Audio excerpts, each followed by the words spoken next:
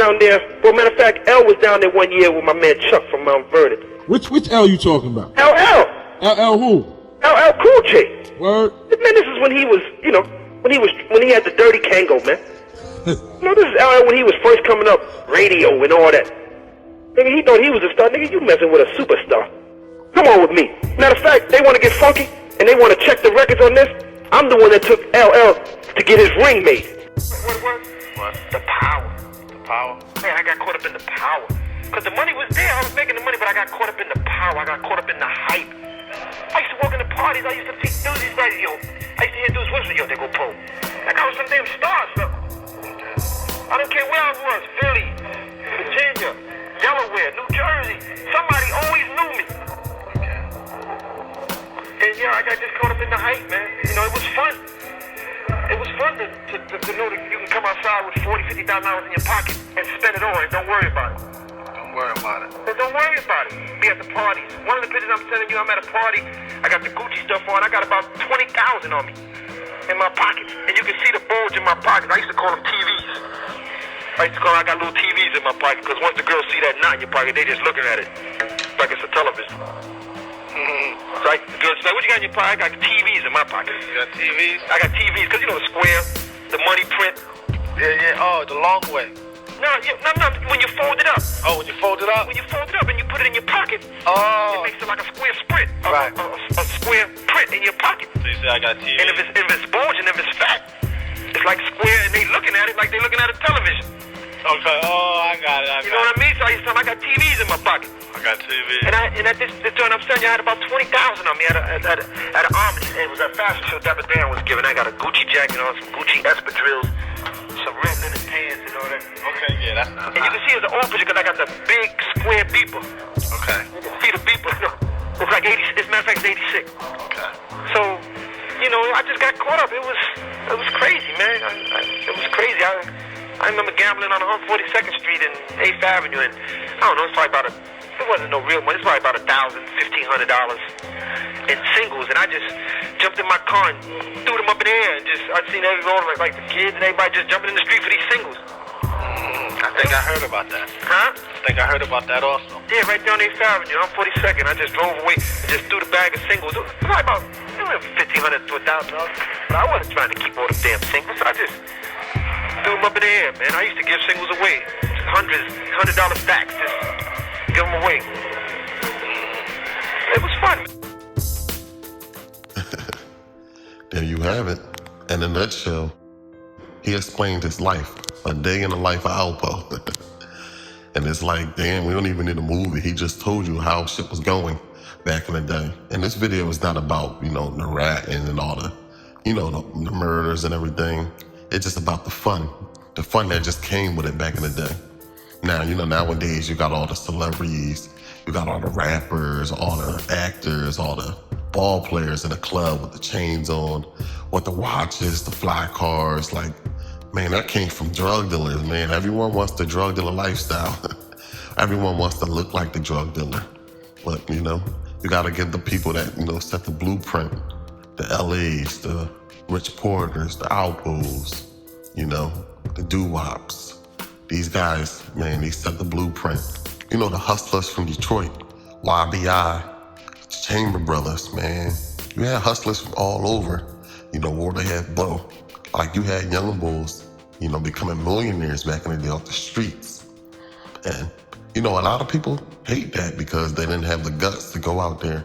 Of course, a drug sells itself, so you can't call, these drug dealers good hustlers because, you got guys that was hustling back in the day that was getting it and they can't even get it right now.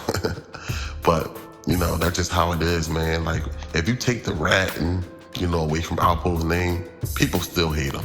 For the fact that your whole 30, your whole 40, your whole 50 years couldn't fuck with just an hour of Alpo's life because the shit that he was just doing was, it was a movie. It was a movie. That's why he get the most attention.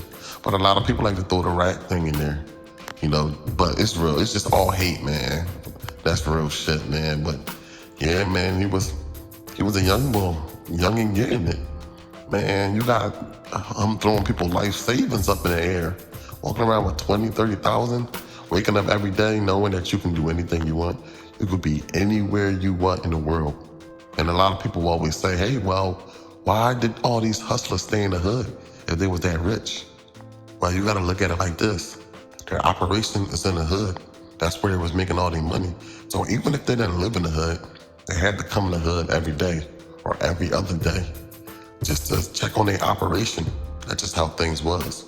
As you heard Alpo mention LL Cool J, it wasn't no competition at all, man, back then, man. Like, this was back when, the drug dealers had way more money than the NBA players, had way more money than the rappers. All the big rope chains that you see the rappers wear back in the 80s and 90s, well, those were the jewelry of the drug dealers. If you had a drug dealer homie, of course, your homie let you use some jewelry, just to look cool in the picture. Look at Jay-Z old pictures. That jewelry wasn't his. But the relationship between the drug dealer and the celebrity goes back far as the 1960s, 70s. You had Frank Lucas, letting Joe Louis borrow money. You had Frank Moden having Floyd Patterson, Wilt Chamberlain in his living room. It goes to the 80s with Mike Tyson around Puerto Rican Jesus, the 90s. Will Smith, Leroy Bucky Davis from JBM. You even have Tupac seeing Haitian Jack in the club with all the bottles. Man, the relationship is there. And of course, the rapper or the celebrity is going to get the game from the drug dealer. It's going to rub off on them. Of course, a drug dealer is going to check your temperature. He's going to see how you carry yourself. He's going to see what you're wearing. It's like with Haitian Jack, he had to check Tupac on wearing them big ass clothes and the chains, Versace work, Rolex. He had to put Tupac on. But yeah, it was funny in the beginning of the video how Alpo was explaining like the money print. Like, come on now, you explaining this to a dude that never had 20 grand in his pocket. Like, come on now, the average dude is not walking around with that knot. But yeah, man, these drug dealers, man, like they're a big influence on these celebrities, man. Like, you got these celebrities trying to be gangster now. Like, you got them talking that gangster shit. But yeah, man, that bad boy image, I guess that's who to be, just like Scarface. A lot of people want to be Scarface instead of Sosa. Matter of fact, a lot of people want to be Rich Porter instead of Richard Fitzsimmons. But the Fritzes and the Sosas, they last way longer. But it's about that attention. Like when you watch Paid in Full, you see Mitch walk in the club, you see all the females turning heads, everyone pointing fingers, the whispering, the handshakes, the high fives, celebrities shouting them out on the mic. Everyone wants that lifestyle. Like you see these dudes nowadays in the club with these sections, man, they think they really doing it. Think they really getting money. Like on every flyer you see Paid in Full. Like, y'all need to stop comparing yourselves to Paid in Full. Because the people that's really getting it was the people that was throwing those parties back in the day.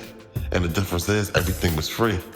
Like nowadays, y'all try to charge at the door, try to get y'all money back. Like, come on, dog. If you go to a party, Alpo party, Rich Porter, they throw their parties back then, everything was free. Everything was free because that shit wasn't nothing. They was really getting it. So stop throwing these parties and comparing yourself to Paid in Full and charging ladies at the door and trying to sell tickets and try to recoup for that Airbnb that you barely could afford, man. Just sit down, man. But yeah, man, I don't want nothing, man. I just want to come through just to check y'all out. Don't forget, hit me up in the comments, get the likes up.